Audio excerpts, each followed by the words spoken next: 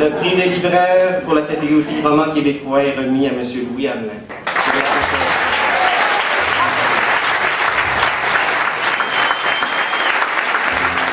Peut-être de passer la main un peu. Quand j'étais en Abitibi et quand je vivais en Abitibi et que j'écrivais pas la constellation du Lynx, parce que j'avais quelques temps libres comme ça, je me suis engagé dans la protection des forêts boréales, des forêts du Nord, avec Richard Desjardins, entre autres, qui est peut-être le seul artiste que je connaisse qui a vraiment changé le monde, parce qu'il a changé le visage de la forêt québécoise, il a changé le paysage.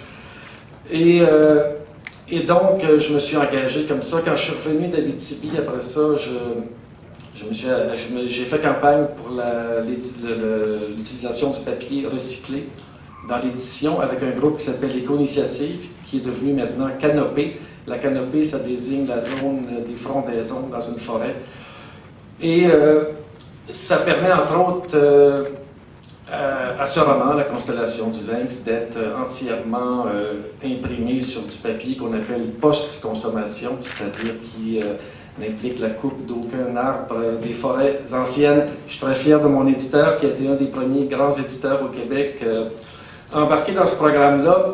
Et moi, je vous avoue que ça me déculpabilise un peu d'avoir écrit un si gros roman.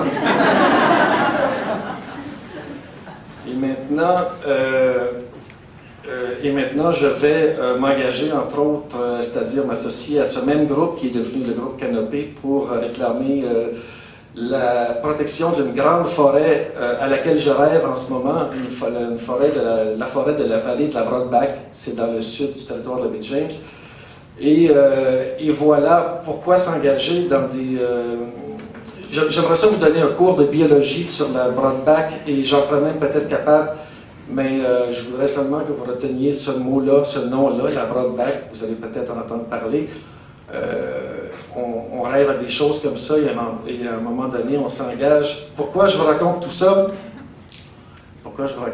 C'est que... parce que tout ça, c'est dans la constellation du Lynx, en fait. C'est-à-dire que, pour moi, la littérature, c'est ça. Il y a la création, il y a la solitude, il y a la forêt, mais aussi, il y a le monde, il y a l'histoire, il y a même la guerre, et il y a un temps pour tout. Merci beaucoup.